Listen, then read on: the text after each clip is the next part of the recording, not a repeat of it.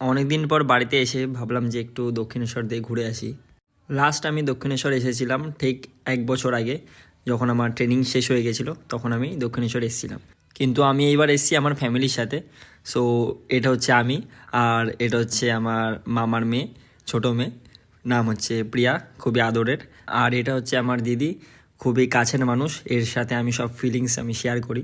So এটা হচ্ছে আমার দিদা, আমার মায়ের মা। আর আমি ফাইনালি আমার মায়ের সাথে মিট করে দিই, এটা হচ্ছে আমার মা। আর আমার মায়ের সাথে আমার ফেস যদি ম্যাচ খায় তাহলে একটু কমেন্টে জানিও। সো সবাই মিলে দক্ষিণেশ্বরে পুজো দিয়ে আমরা চলে গেলাম আদ্যাপীঠে। এই আমি আদ্যাপীঠে প্রথমবার এলাম। দক্ষিণেশ্বরে আমি হাজারবার গেছি, কিন্তু আদ্যাপীঠে আমি ফার্স্টবার এলাম। সো এখানেও আমি পুজো দিলাম। পুজো দেওয়ার পর আমরা টিকিট কাটলাম ভোগের। তারপরে আমার বোনরাও বলছিল যে নে নে আমাকেও নে, আমরাও একটু ভাইরাল হব। সো তাদেরকে আমি দেখাচ্ছি, এই যে দিদি, এই যে আমার বোন। তারপর ফটো ভিডিও করার পর আমরা চলে গেলাম ভোগ খেতে। সত্যি অসাধারণ ছিল ভোগটা।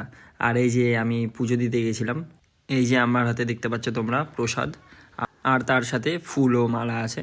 তো তারপরে আমরা চলে গেলাম শিব মন্দিরে। এই যে দেখতে পাচ্ছ শিব মন্দিরে আমি ঢুকছি। তো দেখে নাও তোমরা বাবাকে, ইনি হলেন সব, আর আমাদের সৃষ্টিকর্তা।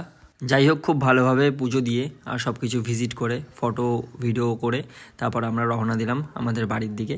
আর যাওয়ার আগে একটা সেলফি তুলবো না তা কখনো হয়? এই যে দেখতে পাচ্ছ আমাদের ফ্যামিলি। আর ভিডিওটা কেমন হলো জানিও, আর এমন ভিডিও দেখতে হলে আমার চ্যানেলটাকে ফলো করো।